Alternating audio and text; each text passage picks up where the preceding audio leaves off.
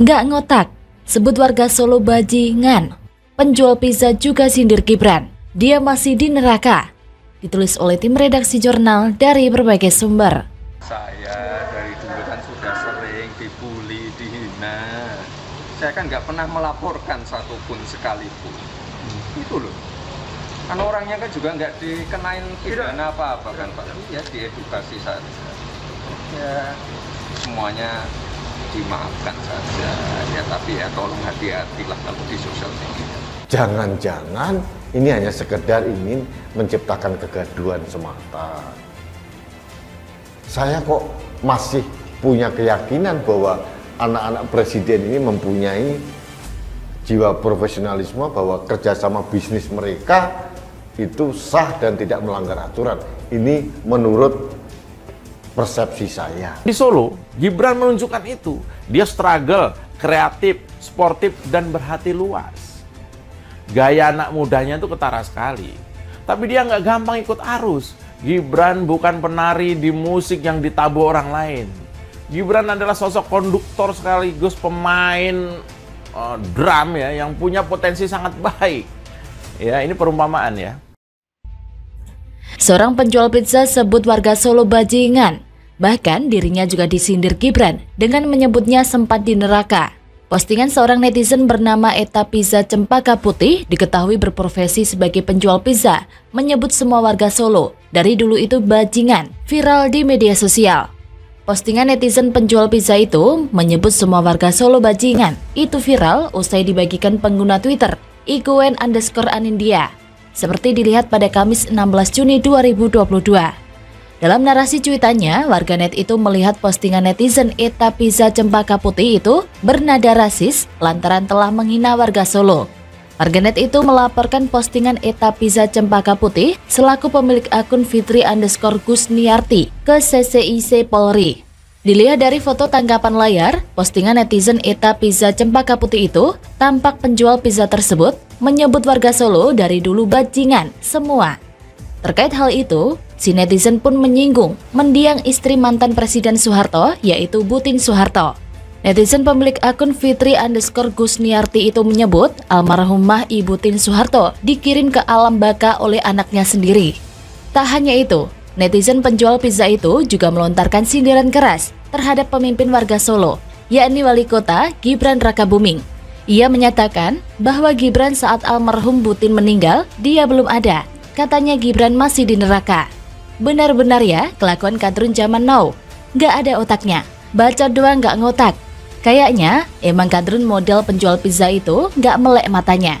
Ya mungkin saja dia lagi stres karena dagangan pizzanya nggak laku. Bukannya bertabayun malah flying victim menghina Wali Kota Solo. Kan ngakak ya. Nggak tahu aja kalau Gibran Rakabuming Raka salah satu wali kota yang masih berusia muda, yaitu 34 tahun. Tapi siapa sangka putra sulung Presiden Jokowi ini telah mencuri perhatian publik. Bukan semata-mata karena ia anak seorang presiden, tapi sepak terjangnya di kota Surakarta sebagai wali kota melahirkan kebijakan yang cukup akurat dan bermanfaat bagi rakyat. Jangan lihat usianya sobat, Gibran sejauh ini masih membuktikan kapasitasnya. Ia tentu sadar namanya tak luput dari bayang-bayang besar nama bapaknya. Orang dengan sangat mudah akan mengaitkan dirinya dengan posisi bapaknya, dan itu tidak menjadi konsekuensi bagi takdir yang tak terpisahkan. Jika terlahir dari rahim seorang ibu yang kelak mendampingi sang suami menjadi seorang nomor satu di republik ini. Dan sejauh yang kita tahu, komitmen Gibran tak hanya sebesar lip service atau pemanis. Bahkan baru-baru ini, Wali Kota Solo Gibran Rakabuming Raka mengklaim pameran UMKM Java in Paris di Mall Libihavi atau Marais, Prancis, ramai dikunjungi. Gibran memboyong 1.200 produk UMKM Solo ke Paris untuk ia kenalkan kepada dunia. Tujuan Gibran jelas, ia ingin agar pameran ini bisa mengantarkan produk UMKM Solo menembus pasar global. Pameran tersebut tentunya akan menjadi peluang ekspor yang menjanjikan. Hingga Gibran pun bakal menyiapkan pameran ke negara lain tahun depan. Lah si penjual pizza ngapain tuh? Masih jualan pizza atau udah bangkrut aja ditindas netizen Indonesia yang garang? Kehadiran Gibran di politik memang cukup menarik. Tak ubahnya anak-anak mantan presiden yang juga berpolitik. Namun ada perbedaan yang mencolok. Puan Maharani lebih memilih aman dengan memulai dari jalur legislatif. Kemudian ada AHY yang gagal jadi gubernur DKI Jakarta, lantas lebih memilih jalur lebih aman lagi, yaitu sebagai Ketua Umum Partai Demokrat. Baik Puan maupun Agus memilih jalan yang tidak butuh keterlibatan masyarakat dalam menunaikan tugas setiap saat. Hal ini jauh berbeda dengan Gibran, yang ia mau merendahkan hati dan tahu diri, belum punya pengalaman politik, maka ia mulai dari bawah sebagai wali kota. Perbedaan mendasar antara Gibran dan anak-anak presiden lainnya adalah Gibran mau berproses dan matang, karena tepaan alam bukan karbitan dan hanya menang kemasan. Bagaimana menurut Anda? Anies panik, KPK periksa ekses Menpora Gatot Dewabroto, penyelidikan dugaan korupsi Formula E terus berlanjut. Ditulis oleh tim redaksi jurnal dari berbagai sumber. Legalitas dari penyelenggaraan Formula E, kemudian dasar hukumnya apa, mengacu di undang-undang, lalu endingnya itu tentang masalah anggaran. Juga ditanyakan tentang apakah ada anggaran dari Kemenpora. Clear saya sampaikan, Kemenpora atau pemerintah pusat tidak akan memberikan anggaran apapun untuk Formula E. Kami menghormati proses hukum yang berlaku di KPK atau dimanapun yang kami hormati proses hukum yang ada di Republik ini dan di Jakarta. Kami tentu berharap dari Pemprov tidak ada masalah. Saat ini memang sudah dilakukan pembayaran ya 560 miliar ya, dan itu melampaui periode gubernur saat ini.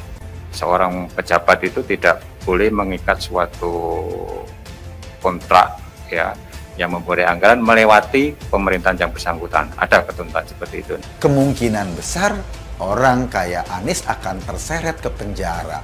Dia harus mempertanggungjawabkan duit ratusan miliar yang udah dihambur-hamburkan atas nama komitmen fee Formula E.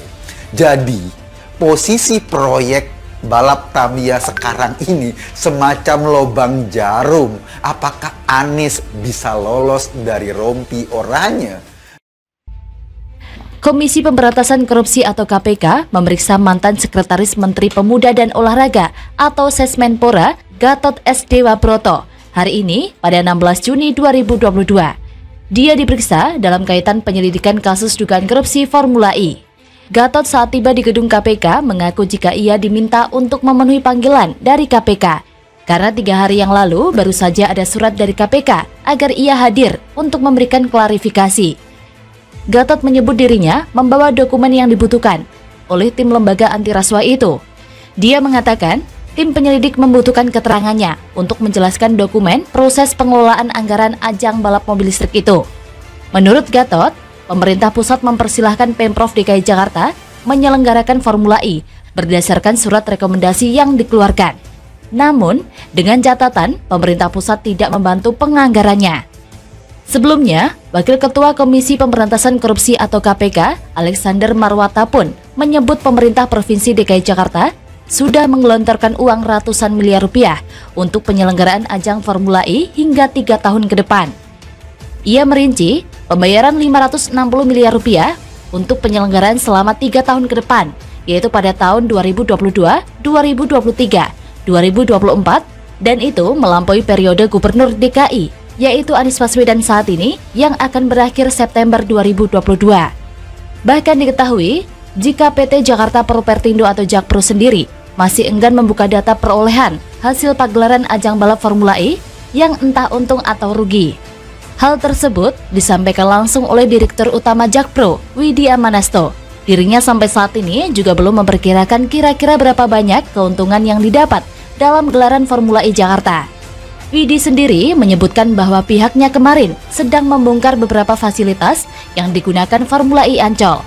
Maka dari itu, Jakpro belum bisa memberikan informasi terkait keuntungan yang diperoleh dari ajang balap mobil listrik tersebut. Sementara itu, Ketua Komite Penyelenggara Formula E Jakarta, Ahmad Sahroni, menjelaskan bahwa biaya penyelenggaraan balap mobil listrik internasional ini mencapai 120 miliar rupiah sampai 130 miliar rupiah. Kejanggalan demi kejanggalan, proyek kampret Anies ini kian terbongkar. Acaranya dibiayai pakai uang rakyat, mencapai ratusan miliar rupiah. bahkan sempat dihitung dengan segala perintilannya bisa mencapai 1,1 triliun rupiah. Belum termasuk komitmen fee selama 3 tahun ke depan, juga mencapai triliunan rupiah. Komitmen yang dibuat Anies melewati batas masa jabatannya, dan itu tentunya melanggar aturan hukum yang berlaku. Bukankah itu merupakan konspirasi besar untuk menggagahi uang rakyat? Bahkan Gilbert Simanjuntak selaku anggota DPRD DKI Jakarta mengungkapkan kecurigaannya terhadap Gubernur DKI Jakarta Anies Baswedan. Dia menilai hingga saat ini Anies Baswedan masih belum mau untuk membuka laporan keuangan Formula E Jakarta. Gilbert Simanjuntak pun mencurigai jika Anies Baswedan menyembunyikan masalah Formula E Jakarta dari publik. Tak hanya Anies Baswedan, namun seluruh anak buah Gubernur DKI Jakarta tersebut tidak mau menunjukkan laporan keuangan Formula E Jakarta. Padahal acara tersebut memakai dana dari APBD. Bukankah ini sudah termasuk kong kali kong dari pimpinan sampai anak buahnya yang tak transparan soal laporan keuangan? Saya pikir memang benar jika Formula E memang sengaja dibuat untuk memakmurkan kantong-kantong pejabat elit layaknya Anies. Selain digunakan untuk ajang bancakan, juga tak luput dari ajang pencitraan Anies semata yang berbau-bau mistis. Politis maksudnya. Kalau sudah begini, kita tunggu aja lah ya tindak lanjutnya dari KPK.